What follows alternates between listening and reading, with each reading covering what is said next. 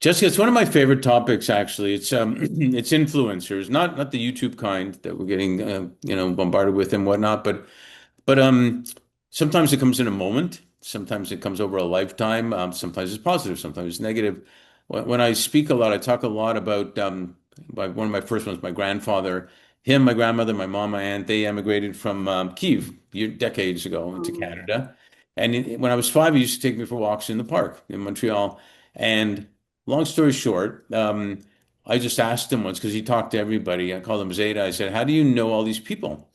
And I remember him saying, "Look at that person over there that's walking this way." One day I smiled at him, and he looked at me and smiled back and came over. And then we started talking and talking. And another person came over to us and asked us what was so funny and happy. And we became friends. And I remember and we talked about, in the other part of this, we talked about how much impact our childhood is on everything that happens after that. My 5-year-old brain said, life's going to be great. All I just have to do is smile at people. And it's stuck. Now you get older, you get a little more tainted and stuff, but then you get more older, if that's a word, and wiser.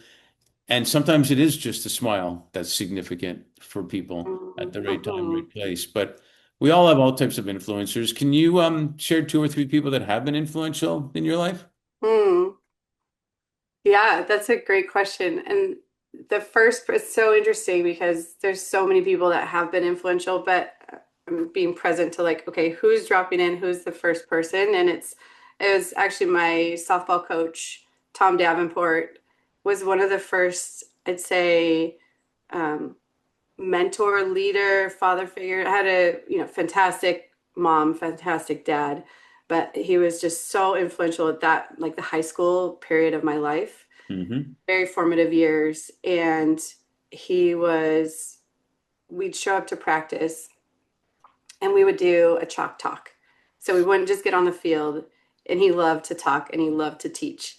And he would not just teach softball. He taught a lot of softball, but he taught life skills. So he would say, all right, girls, you're going to the grocery store, you pull up next to a big white van with no windows. What do you do? And we're like, I don't know. And he's like, do not get out of the car. He's like, you go park somewhere else because you don't know who's going to come out of that van. And, and I know some teachers teach that stuff and kids probably pick up on it these days through TikTok. I learned life skills through Tom Davenport. It's great. I Hmm. love that. Yeah, it's important. Not 99.7% of kids don't go pro. But they learn from everything in life from sports a lot. So you're right. Good for Tom. Way to go, Tom. He must Hmm. have daughters. He does have daughters, and unfortunately, he's not here on the physical um, world anymore. But he made such a huge mark on so many lives. So, I love that. Who mhm. else would you talk about? Hmm. My mom's an obvious one. Hmm. I was just talking about her the other day and how much of an impact she made on me. Um, but I want to talk about my grandma because she's 99 and she influenced my mom, who influenced me. But she actually grew up in foster care. She had a rough childhood, but you would never know that. She's just been like this strong matriarch of our family. Her and my grandpa had a farm in small town Washington, a dairy farm, and they raised cattle. And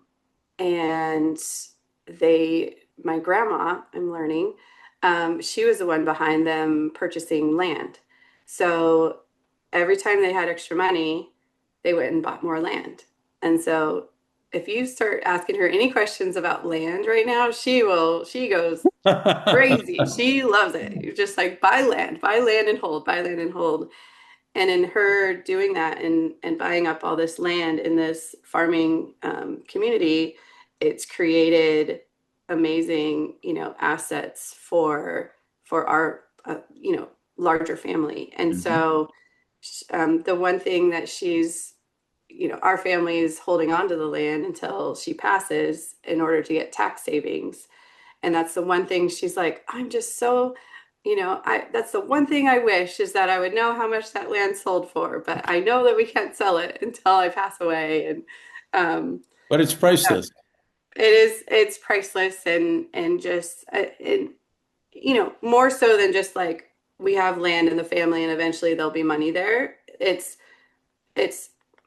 seeing her as a model for investing, whether it's investing in land or whether that's investing in stocks or investing in companies and real estate and that sort of thing. It's you're making an investment and you hold on to that puppy Or longer than you think you should hold on to it. or you talked Iowa, way back. We talked Iowa, right? You could have built the Field of Dreams. Go buy farm. I think the farmland in Iowa is probably pretty pricey now, but yes, exactly. Go And people still go go way back. visit it, the field. They still go Uh-huh. visit it. It's a movie, Uh-huh. people. It's a movie. I mean, they still go visit the field. That was such a great movie. Yeah, Yeah. but good for your grandmother. And Yeah. even though they said men were so-called in charge, or what do you want to call it back then, grandmothers especially, they take the lead, man. Boy, did she ever. Yeah. My grandmother was like this tall, and my Uh-huh. grandfather was like the guy I told you about that talked to everybody and laughed and this and that, but she was definitely in charge. Really? She wore the And he pants. and he was happy with that.